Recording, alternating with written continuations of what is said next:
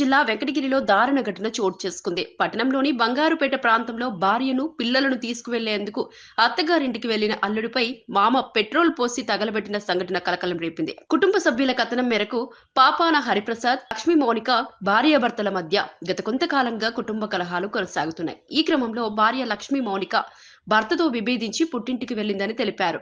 భార్య, పిల్లలను తీసుకువెళ్లేందుకు హరిప్రసాద్ ఈ రోజు అత్తగారింటికి వెళ్లిన సమయంలో మాటల తూటాలు దాడికి దారితీసినట్లు తెలుస్తోంది. తనపై పిల్లనిచ్చిన మామే పెట్రోల్ పోసి తగలబెట్టాడని బాధితుడు హరిప్రసాద్ వాపోయినట్లు కుటుంబ సభ్యులు తెలిపారు.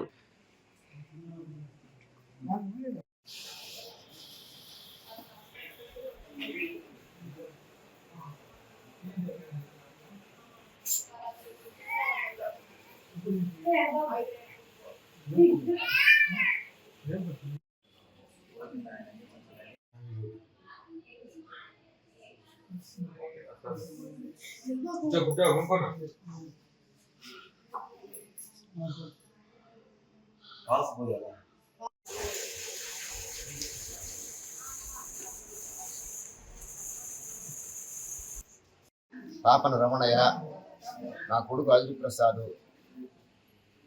వాళ్ళకి 6 నెలల నుంచి గొడవలు. ఆమె అమ్మగారికి వెళ్ళిపోయి ఉంది. వీడు పోయి 15 రోజులకి 10 రోజులకి పిలుస్తూ ఉంటాడు. తిరుమలలో పని చేసుకుని బొరుగులు అమ్ముతున్నాడు. ఈరోజు పోయినాడు కనుక ఆమె చూసుకోవడానికి జనాల పరిస్థితి వచ్చి వాళ్ళు పెట్రోల్ పోసి అత్త మామ ఇద్దరు తెరలు పెట్టేశారు.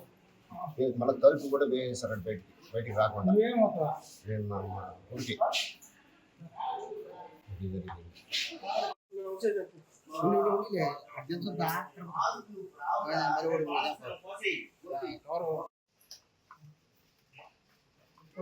నువ్వు పని మళ్ళా చేస్తూ ఇప్పుడు ఏదో చెప్పు.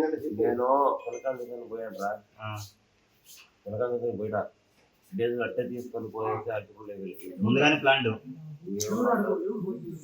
మా లజ్జా కొడుకు